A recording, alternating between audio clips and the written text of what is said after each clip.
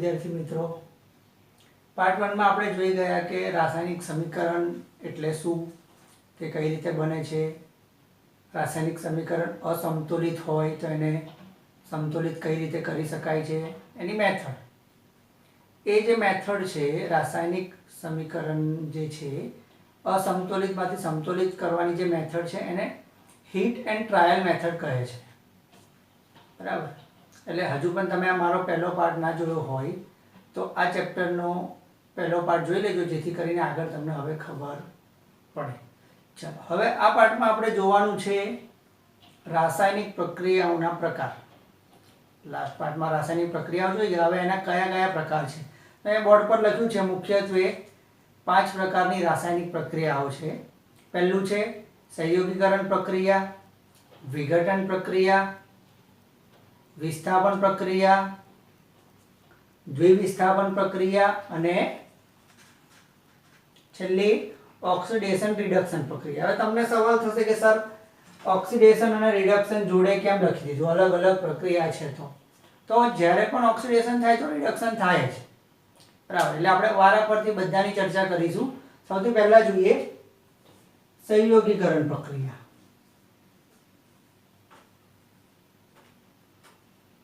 સંયોગીકરણ પ્રક્રિયા. સંયોગીકરણનો મતલબ શું થાય? બે પદાર્થમાંથી એક પદાર્થ બને, એટલે કે બે પદાર્થો ભેગા થાય અને એક પદાર્થમાં રૂપાંતર થાય. એટલે કે વ્યાખ્યા લખવી હોય તો જે રાસાયણિક પ્રક્રિયામાં બે પ્રક્રિયકો ભેગા મળીને એક જ નિપજનું નિર્માણ કરે છે તે પ્રક્રિયાને સંયોગીકરણ પ્રક્રિયા કહે છે. ઉદાહરણ, દાખલા તરીકે CaO plus H2O, it gives CaOH twice plus આમાં ઉષ્મા છૂટી પડે છે. હવે આ જે CO લીધું છે that is કેલ્શિયમ ઓક્સાઇડ એટલે ચૂનો, તો એને આપણે લખી દઈએ અહીંયા કેલ્શિયમ ઓક્સાઇડ. એને કડી ચૂનો પણ કહેવામાં આવે છે. બરાબર. અથવા એને કહેવાય ક્વિક લાઇમ. આ બધા એના નામ છે. એટલે જ્યારે પણ કેલ્શિયમ ઓક્સાઇડ પાણી સાથે પ્રક્રિયા કરે છે, પાણી એટલે હવે કેલ્શિયમ ઓક્સાઇડ સોલિડ ફોર્મમાં છે એટલે આપણે અહીંયા એની સંજ્ઞા લખી દીધી S ફોર સોલિડ. H2O પ્રવાહી એટલે કે લિક્વિડ, એટલે આપણે અહીંયા એની સંજ્ઞા લખી દીધી L. સ્વરૂપ બતાવી દીધું કે કયા સ્વરૂપમાં આપણે કયા ફેઝમાં લઈએ. રિએક્શન થાય છે બંને વચ્ચે અને આપણને કેલ્શિયમ હાઇડ્રોક્સાઇડ આપે છે. કેલ્શિયમ હાઇડ્રોક્સાઇડને લાઇમ વોટર પણ કહેવાય, ફોડેલો ચૂનો એવું પણ કહેવામાં આવે છે, ફોડેલો ચૂનો, અથવા તો ચૂનાનું નીતર્યું પાણી એવું પણ એને કહેવામાં આવે છે. હવે આ એક્વિયસ સ્વરૂપમાં હોય. એક્વિયસ એટલે જલીય સ્વરૂપમાં હોય, જલીય દ્રાવણ કહેવાય. એટલે કે સોલિડ પદાર્થ આમાં ભેગું થાય તો જલીય સ્વરૂપમાં તમને કેલ્શિયમ હાઇડ્રોક્સાઇડ આપે છે. જોડે જોડે ઉષ્મા પણ ઉત્પન્ન થાય.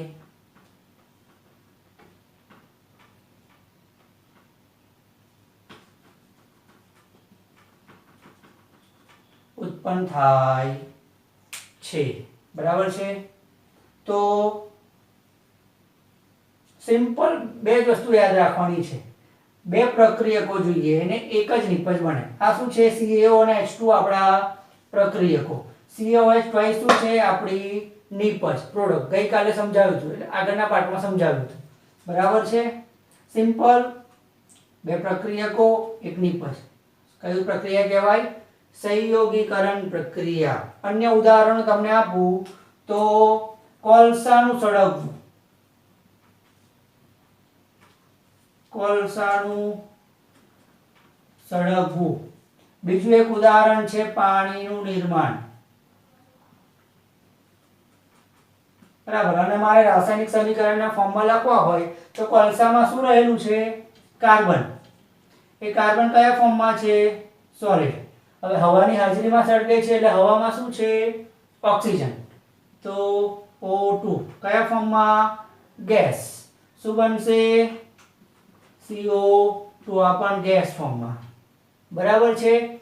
પાણીનું નિર્માણ. પાણી એટલે શું? H2O. તો H2 વત્તા O2.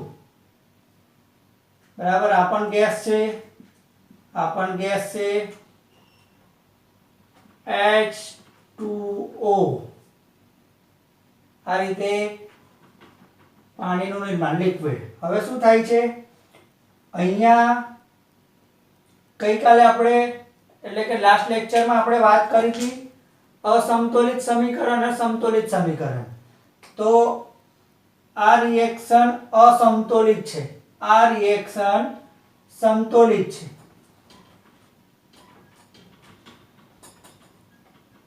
અને આ રિએક્શન અસમતોલિત છે. તો શું કરીશું? સમતોલિત કરવું હોય સમતોલિત કરી રાખવાનું. કેમ?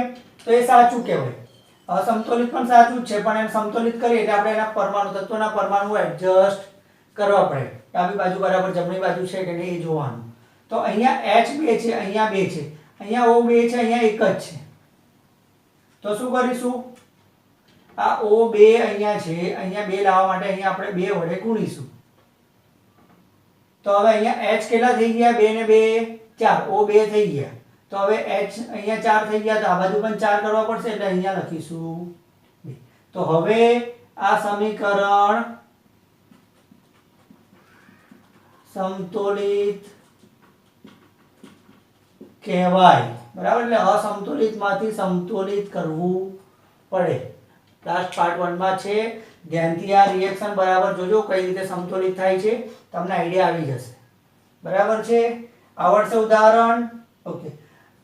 આપણે અહીંયા ઉદાહરણમાં એક વસ્તુ જોયું કે ઉષ્મા ઉત્પન્ન થાય છે. તો આ જે ઉષ્મા ઉત્પન્ન થાય છે એટલે આ રિએક્શનને ઉષ્માક્ષેપક પ્રક્રિયા પણ કહે છે. તો તમને બીજો સવાલ થશે, સાહેબ ઉષ્માક્ષેપક પ્રક્રિયા એટલે શું?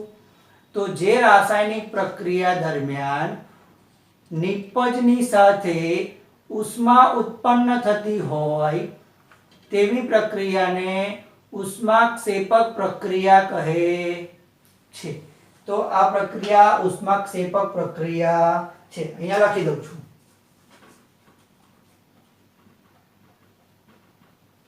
ઉષ્માક્ષેપક પ્રક્રિયા. શું યાદ રાખવાનું? જે રાસાયણિક પ્રક્રિયા દરમિયાન ઉષ્મા નિપજની સાથે સાથે ઉષ્મા ઉત્પન્ન થાય તેવી પ્રક્રિયાઓને ઉષ્માક્ષેપક પ્રક્રિયાઓ પણ કહે છે. બરાબર છે. દરેકમાં ઉષ્મા ના ઉત્પન્ન, જેમાં ઉત્પન્ન થાય એ પ્રક્રિયાઓને ઉષ્માક્ષેપક પ્રક્રિયા કહેવાય. એટલું યાદ રાખવાનું. બરાબર છે. ચાલો હવે આપણે શ્વાસ લઈએ છીએ, શ્વાસ બહાર કાઢીએ છીએ, તો એ પણ ઉષ્માક્ષેપક પ્રક્રિયાનું ઉદાહરણ છે. કેવી રીતે? તો આપણે સાબિત કરવાનો પ્રયત્ન કરીએ. શું બોલ્યો? સવાલ શું છે? સાબિત કરો કે શ્વસન, શ્વાસ લેવો શ્વાસ બહાર કાઢવો, એ ઉષ્માક્ષેપક પ્રક્રિયા છે. તો શું કરીશું? તો એના માટે એક સિમ્પલ તમને સ્ટોરી કહું. આપણે જીવન જીવવા માટે શેની જરૂર પડે?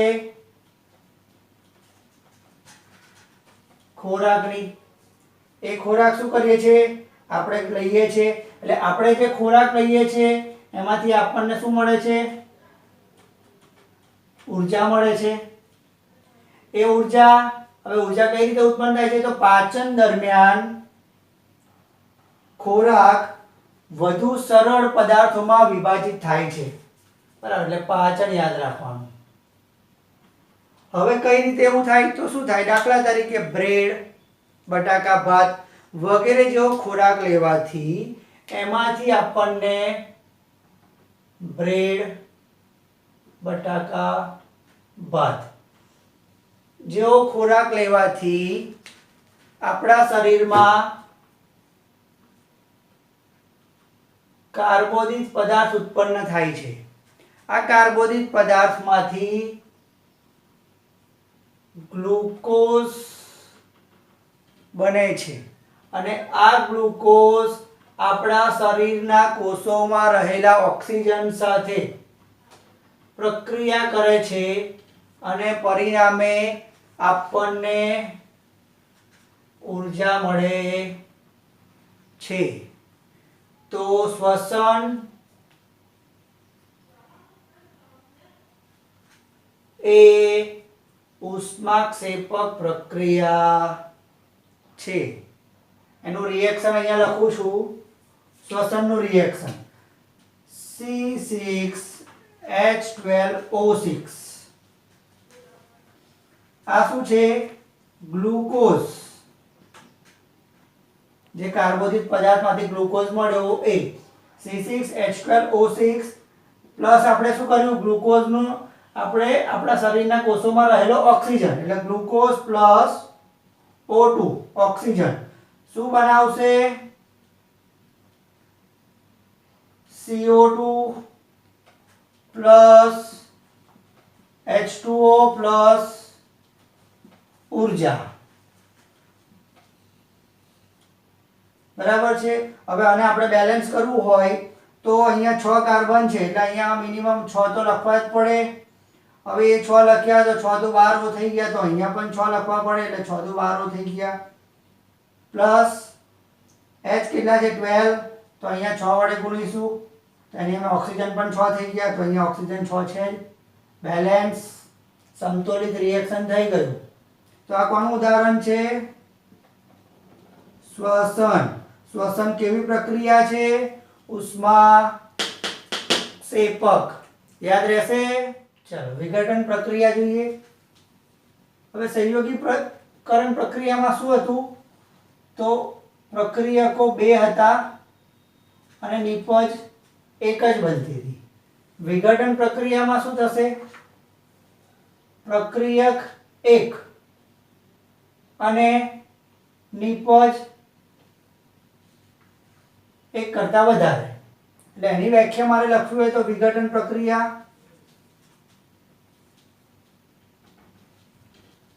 જે રાસાયણિક પ્રક્રિયામાં એક જ પ્રકારના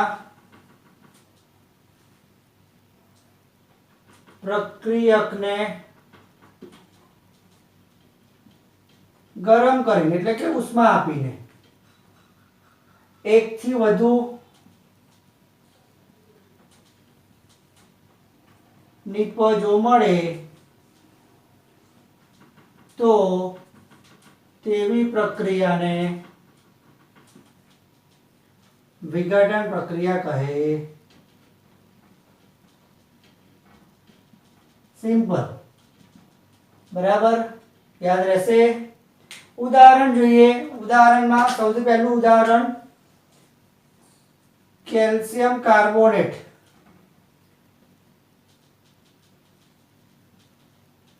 કેલ્શિયમ કાર્બોનેટ અને ગરમ કરવાથી એટલે આપણે શું કરીશું, ઉષ્મા આપીશું એટલે આનું વિઘટન થશે CaO વત્તા CO2. તો CO એ સોલિડ છે, આ શું છે, કડી ચૂનો.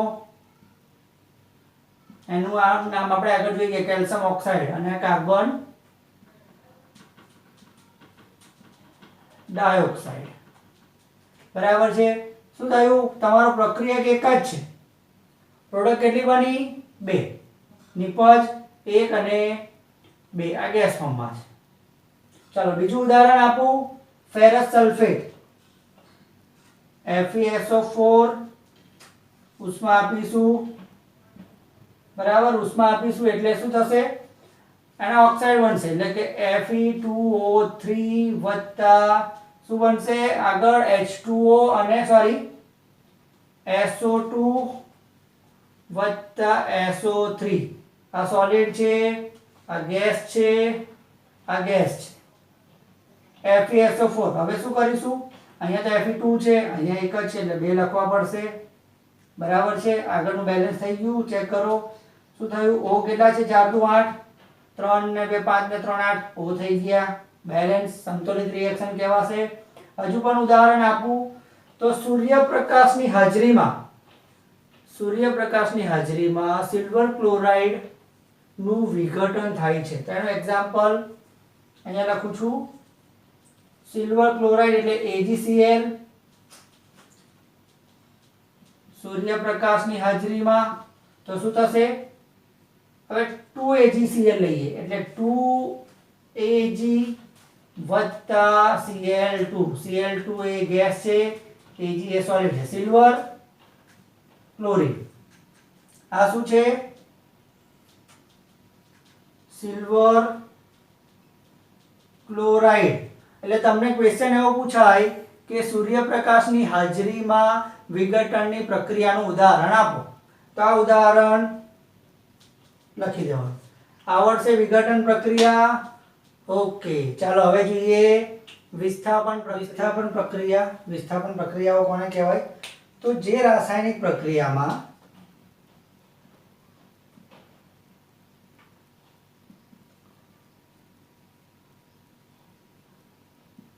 વધુ ક્રિયાશીલ તત્વ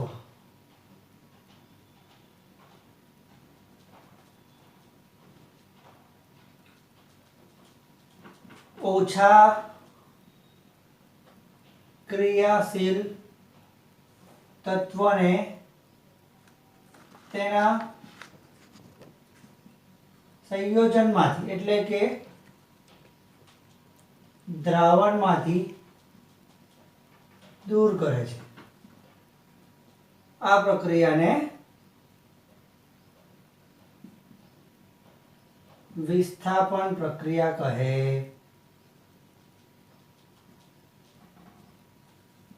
બરાબર, શું થયું, શું યાદ શું રાખવાનું છે, વધુ ક્રિયાશીલ તત્વ ઓછા ક્રિયાશીલ તત્વને ઓછા ક્રિયાશીલ તત્વને તેના સંયોજનમાંથી દૂર કરે. સિમ્પલ એક્ઝામ્પલ આપું તો ઝિંક સોલિડ પ્લસ AgNO3. હવે AgNO3 2AgNO3 લઈશું તો અહીંયા શું થશે, આ ઝિંક એ વધુ ક્રિયાશીલ છે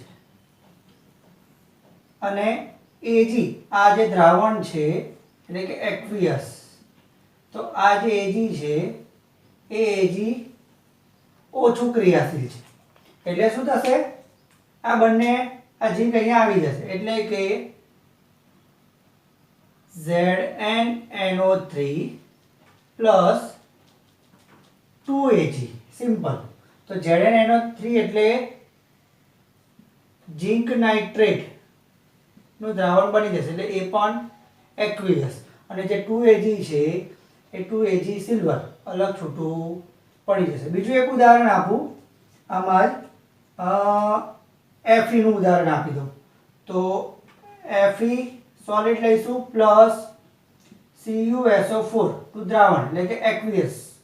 તો Fe એ વધારે ક્રિયાશીલ છે કોના કરતા, Cu કરતા, એટલે શું થશે અહીંયા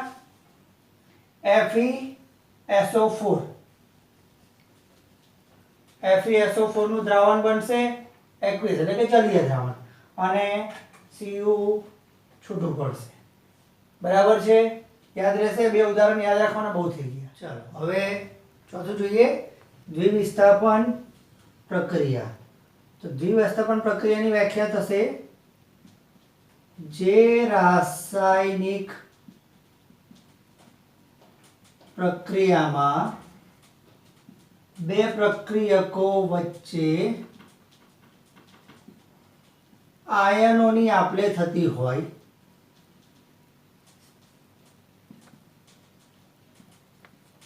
તેવી રાસાયણિક પ્રક્રિયાને દ્વિવિસ્થાપન પ્રક્રિયા કહે છે. દ્વિવિસ્થાપન, બરાબર. દ્વિ એટલે બે વિસ્થાપન.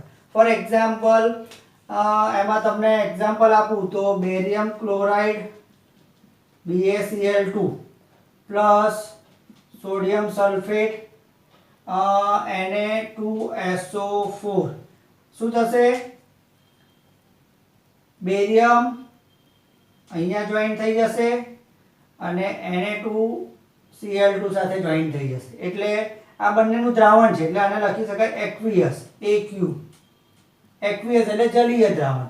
શું બનશે? રિએક્શન થઈને BaSO4 barium sulphate BaSO4 solid મળશે. બેરિયમ સલ્ફેટ જે સફેદ રંગનું હોય છે અને પાણીમાં અદ્રાવ્ય છે, એટલે કે તેના અવક્ષેપ મળે છે. પ્લસ શું થયું? અહીંયા શું વધ્યું? Cl2. અહીંયા શું વધ્યું?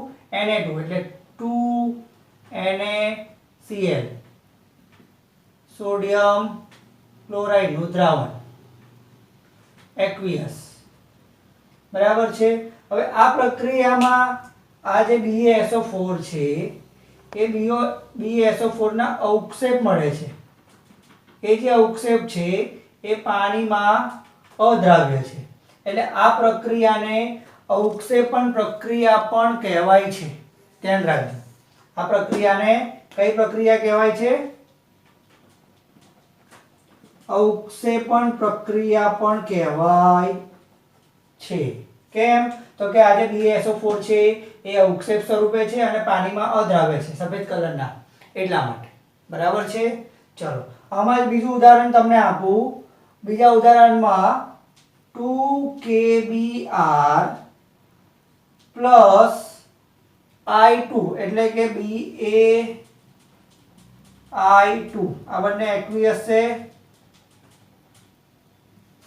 ઇટ gives શું આપશે?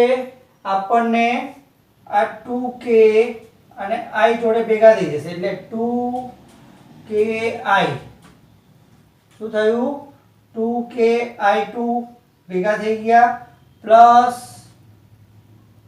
Br જોડે ભેગા થશે એટલે BaBr2. યાદ રહેશે.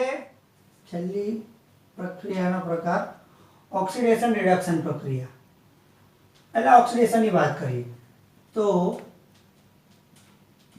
જે રાસાયણિક પ્રક્રિયા દરમિયાન પદાર્થ અણુ સ્વરૂપે હોય કે પરમાણુ પણ હોય, એટલે કે જે રાસાયણિક પ્રક્રિયા દરમિયાન પદાર્થ ઓક્સિજન મેળવે છે અને હાઇડ્રોજન શું કરે? ગુમાવે છે, તેવી રાસાયણિક પ્રક્રિયાને ઓક્સિડેશન પ્રક્રિયા કહે છે. For example, C+O2 gives CO2 અને ઓક્સિજન મળી ગયો. Mg+O2 gives MgO ઓક્સિજન મળી ગયો. હવે અહીંયા શું થશે? O2 છે, અહીંયા એક જ છે, 2 લખી દઈશું તો Mg પાછા 2 થઈ ગયા, અહીંયા 2 કરી દઈએ. સમતોલિત રિએક્શન થઈ ગયું. ચાલો આના કરતા ઊંધું. શું આના કરતા ઊંધું? રિડક્શન પ્રક્રિયામાં શું થાય? ઓક્સિડેશનમાં શું થાય છે? ઓક્સિજન મેળવે છે અને હાઇડ્રોજન ગુમાવે છે, બરાબર. એના કરતા ઊંધું રિડક્શનમાં થશે. રિડક્શનમાં શું થશે? જે રાસાયણિક પ્રક્રિયા દરમિયાન પદાર્થ ઓક્સિજન ગુમાવે અને હાઇડ્રોજન મેળવે તેને રિડક્શન પ્રક્રિયા કહે છે. બરાબર, તો એના એક્ઝામ્પલ, રિડક્શન પ્રક્રિયાના એક્ઝામ્પલ અહીંયા લખું છું નીચે. રિડક્શન પ્રક્રિયામાં પણ આવા જ એક્ઝામ્પલ આવશે. For example CuO plus H2, તો શું થશે? આ Cu એકલો પડી જશે, ઓક્સિજન શું થાય છે? ગુમાવે છે, એટલે Cu પ્લસ આવો અહીંયા જશે એટલે H2O. એટલે આ કઈ પ્રક્રિયા થઈ? રિડક્શનની પ્રક્રિયા. હવે ધ્યાન આપજો, અહીંયા મેં જોડે જોડે કેમ લખ્યું છે? તો જ્યારે પણ ઓક્સિડેશન અને રિડક્શન પ્રક્રિયાઓ જોડે થાય, એક સાથે થાય, તો એને રેડોક્સ પ્રક્રિયાઓ એવું પણ કહેવામાં આવે છે. તો રેડોક્સ પ્રક્રિયામાં શું થાય? ઓક્સિજન ગુમાવે પણ ખરા, ઓક્સિજન મેળવે પણ ખરા. તો ફોર એક્ઝામ્પલ આ જ પ્રક્રિયા લઈ લો, આ રેડોક્સની પ્રક્રિયા કહી શકાય. કેમ? તો આ જે O છે એટલે કે Cu પોતે શું કરે છે? CuO કોપર ઓક્સાઇડ Cu માં કન્વર્ટ થાય છે. એટલે અહીંયા શું થયું? ઓક્સિજન ગુમાવે છે. તો ઓક્સિજન ગુમાવે તો શું થયું? રિડક્શન. ઓકે, હવે આ હાઇડ્રોજનનો પરમાણુ શું કરે છે? ઓક્સિજન મેળવે છે. એટલે શું થશે? અહીંયા દર્શાવું છું, આ બાજુ અહીંયા આ પોતે શું કરે છે? ઓક્સિજન મેળવે છે. એટલે શું થશે? ઓક્સિડેશન. કેમ? તો અહીંયા ઓક્સિજન એટલે કે O2 મેળવે છે. તો આ પ્રક્રિયા એ રિડક્શનની પ્રક્રિયા પણ કહેવાશે, ઓક્સિડેશનની પ્રક્રિયા પણ કહેવાશે અને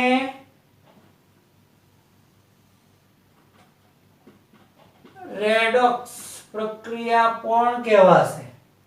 ધ્યાન રહેશે. ઓકે, બીજું એક એક્ઝામ્પલ આપું રેડોક્સ પ્રક્રિયાનું જ. શું થશે? MgO plus H2, MgO plus H2 શું થશે? O નીકળી જશે, H2O જોઈન કરી લેશે, Mg એકલું બની જશે. Mg plus H2O. બરાબર છે? યાદ રહેશે કે નહીં રહે? ડન. તો અહીંયા આપણો ટોપિક રાસાયણિક પ્રક્રિયાઓના પ્રકાર પૂરો થાય છે. જો તમને આમાં મજા આવી હોય, નોલેજ મળ્યું હોય, તો વિડીયોને લાઈક કરો, સબસ્ક્રાઇબ કરો અને તમારા મિત્રો સુધી પહોંચાડો, જેથી કરીને મને બીજા નવા નવા વિડીયો બનાવવાનું મન થાય, મને પ્રોત્સાહન મળે. Thank you.